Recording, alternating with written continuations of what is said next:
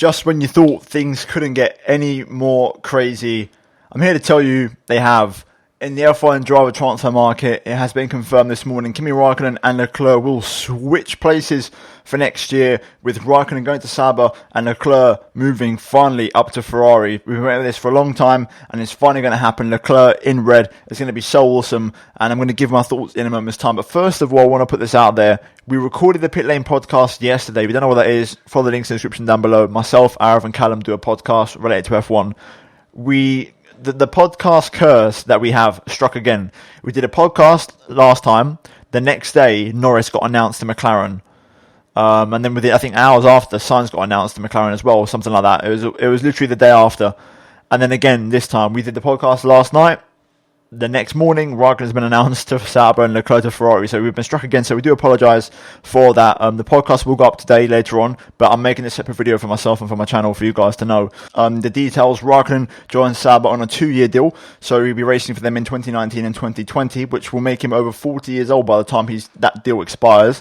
And Leclerc, as far as we know, is only confirmed as a Ferrari racing driver for 2019. Now, is there something in that? Who knows? We'll speak about it in a moment's time.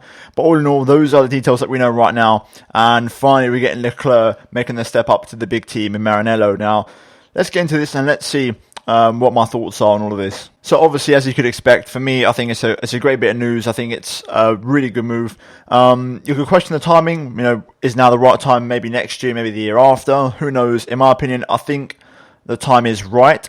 I think if you look at the season on paper, Raikkonen has had a very strong season this year, in my opinion, especially his last 6 races. Paul Ricard was the straw that broke the camel's back for me, and the reason why is because it was a weekend of 2 halves. In qualifying, he did really, really poorly. He was only just in front of Leclerc, like it was Raikkonen P6, and Leclerc was just behind in 8th place, and that was very telling. And at the time, Leclerc was in that great run of form where he got that 6th place in Baku, and the talks were happening, and everyone was on that hype train of Leclerc going to Ferrari.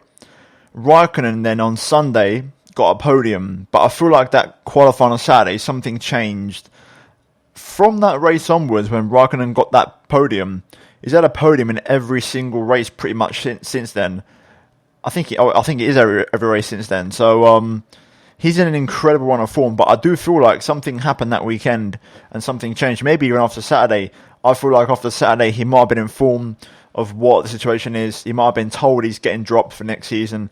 And since then, since that particular change, he's been an incredible run of getting podiums. And, he was going for the race win in Monza. Now, in terms of Leclerc, you can't argue this is meant to happen. He's had an absolutely incredible rookie year and a breakout season in Formula 1. He's gone F3, F2, and now F1 with Sauber, now to Ferrari. Literally every year going up the ladder, and it's absolutely insane. So it's a really, really interesting one. And all in all, you have to say it's well deserved for Charles Leclerc. In my opinion, do I think the move is time right? Do I think is Leclerc ready? Is it fair to get rid of Raikkonen? That's the $1 million question.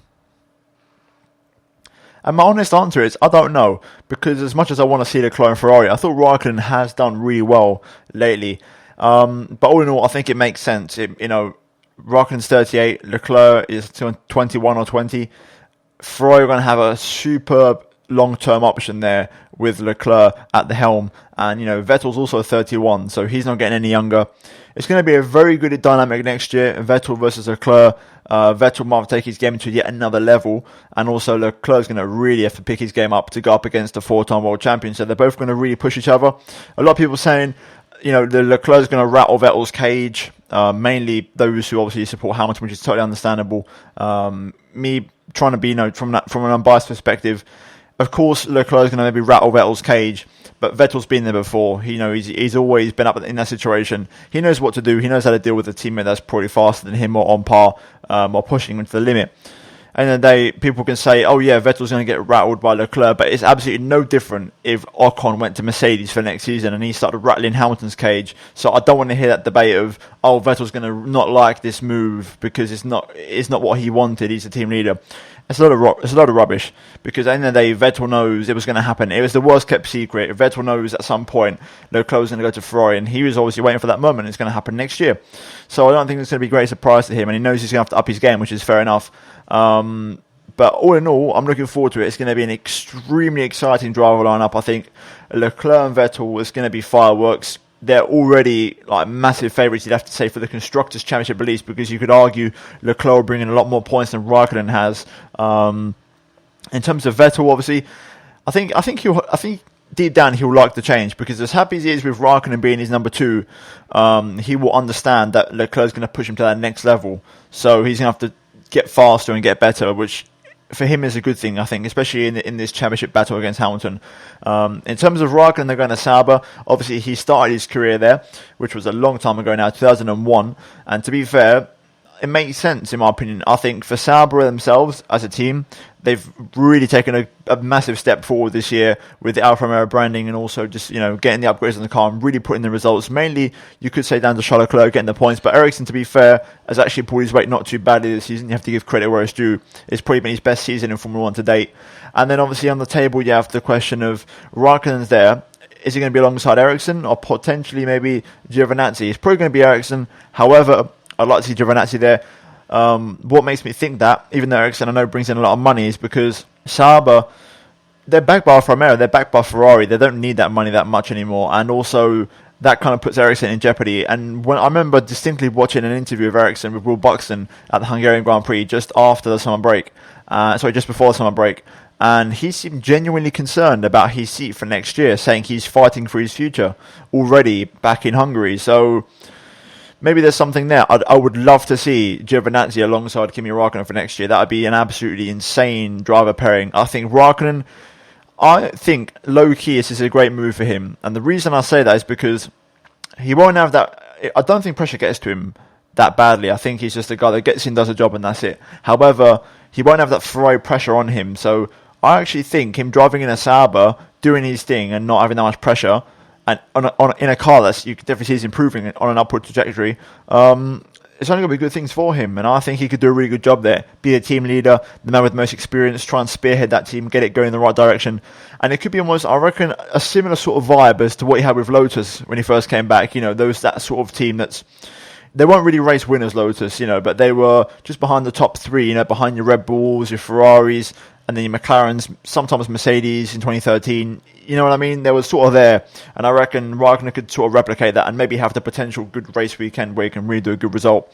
And then obviously, who is going to be his teammate, Ericsson or Giovinazzi, remains to be seen. Like I said, I'd like to be Giovinazzi. If it is Ericsson, it'd be interesting to see, because it would... Ericsson versus Raikkonen would give us a very good indication of the legitimacy of Marcus Ericsson, and does Kimi still have any speed left? And then whereas Giovinazzi would be a complete unknown, and again, it would mean Raikkonen would have to up his game against a fresh newcomer. But all in all, it's very exciting. The worst kept secret in F1 is finally out, and the 2019 driver market has gone absolutely bonkers.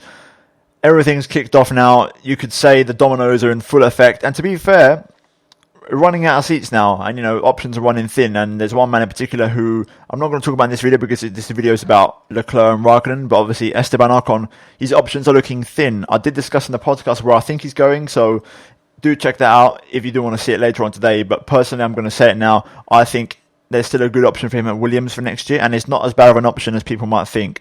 If you want to know why, check out the podcast. Like I said, links in the description down below, and you'll see exactly why in that later on today. But anyway, with that being said, let's jump into it here, and let's see what I think of all this driver transfer drama, you could say, going into 2019. It's going to be very exciting. Let me know your thoughts in the comments down below, guys, because I really want to see what you guys think. Obviously, we've had Ricciardo to Renault, Sainz to McLaren, Norris to McLaren, Van Dorn out, Alonso out, and then you've got the whole Toro Rosso thing. Apparently Kvyat might be coming back. Does Hartley stay? Does Van Dorn go to Toro Rosso?